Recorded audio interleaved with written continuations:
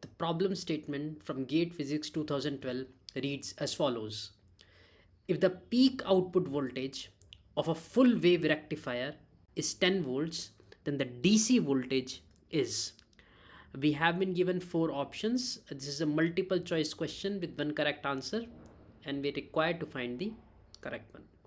What do we mean by center tap full wave rectifier? This is a circuit diagram. So on the input side, we have a sinusoid given to it. This is a transformer, 1:1 transformer.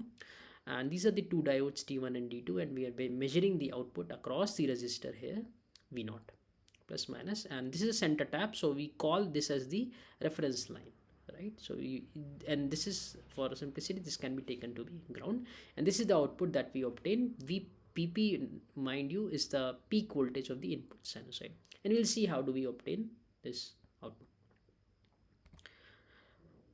Before we try to see that, now we saw that there were diodes used in this, right? So what is this diode? What is a diode? How does it behave? So we know how a resistor behaves, but we don't know how a diode behaves, correct?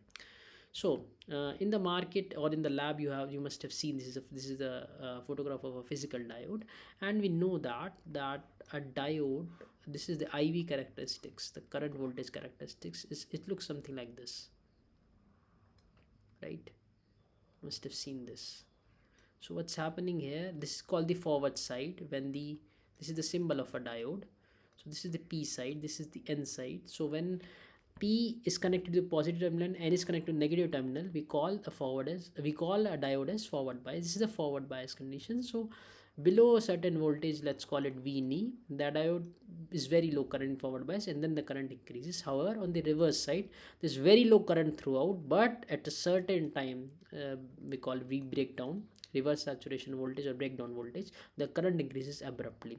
Now this is not such a very simple let's say IV characteristic. Like resistor has a very simple one, it's I directly proportional to V, right? Sorry, this passes through the origin. It's I directly proportional to V. This is a resistor. This is not so simple, this is a complex one. However, while solving problems in electronic circuits, we need to simplify this diode, and how we simplify this diode is something we call modeling. Okay, so this is how a modeling looks like. So this is a very simple model. What we do is that we assume the diode to be ideal, which means that rather than start conducting at VNE, the diode will start conducting at 0 volts itself, right? And below 0 volts it will not conduct at all, correct? So this is how the output waveform. So this is, we have transformed from this to this, right? And how do we know there are switches? So when V greater than 0, when it's forward bias, it will behave like a short circuit, and when V is less than 0, it will behave like an open circuit. This is the simplest way in which a diode can be represented. However, there are some other models also. This is the other model is semi-real or semi-ideal diode. What is happening in this case, that we retain the knee voltage. Okay, we say that the diode below knee voltage is not conducting, however above knee voltage it conducts. So this is how the diagram looks like. So 0.7 volts is the drop that we are seeing here, and when forward bias, so it behaves like a short circuit. In reverse bias, it behaves like an open circuit.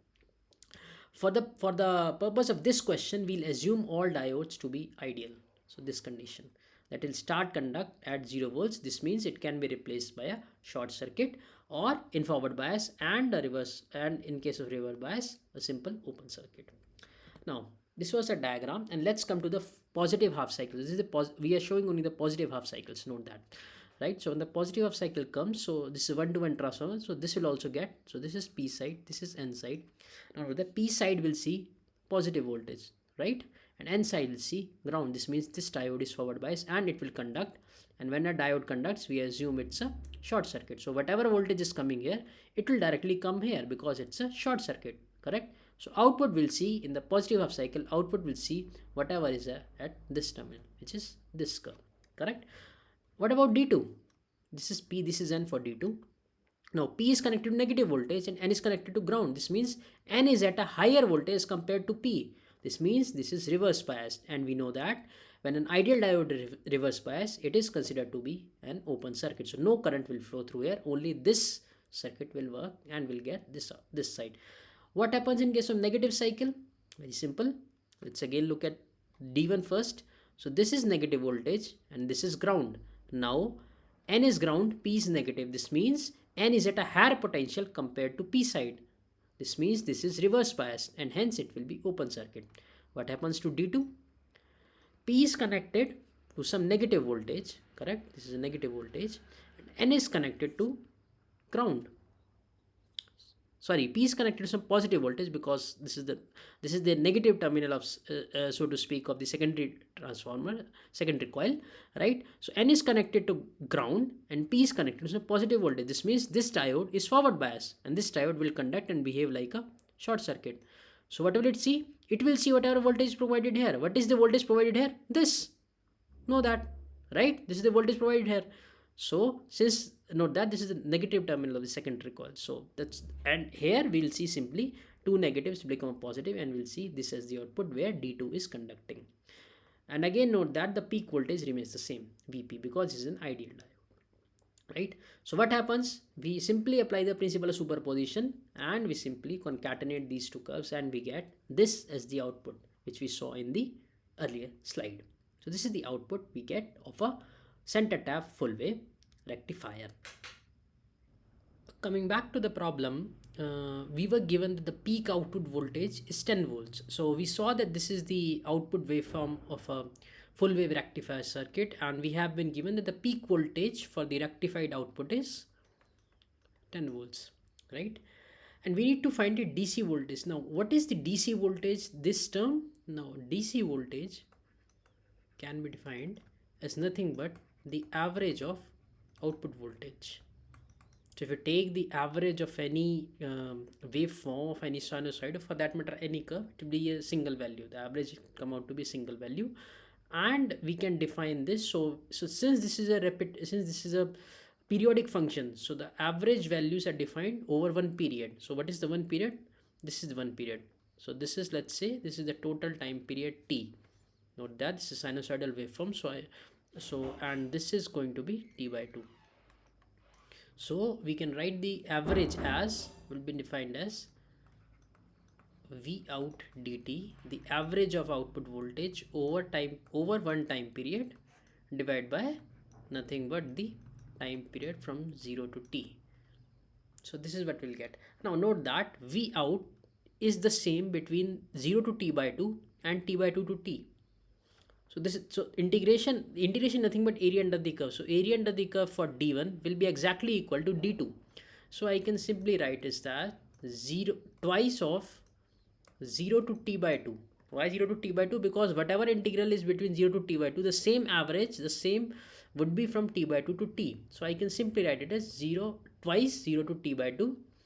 Again the inside formula remains the same, over dt divided by, now integration of dt will be t, so it will be t minus 0. Okay, so this will come out to be 2 by t integral of V out dt from 0 to t by 2. Now we need to find the value of V out now. Now V out is, what is V out? V out is this curve. This is very simple to write. V out is nothing but, this is sinusoid with peak voltage Vp.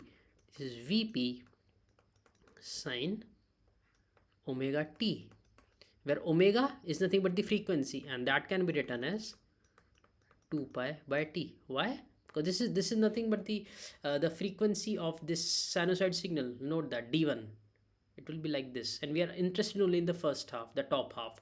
So we can simply write it as like this. So let's substitute this value of V out over here. So we'll get 2 by t 0 to t by 2.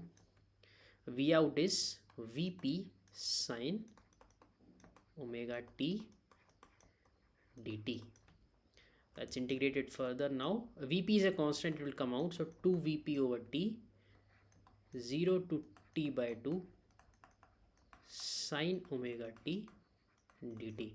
Now the integration of sine is cos, and this omega will also come in denominator. So this will come out to be minus 2 Vp over omega t.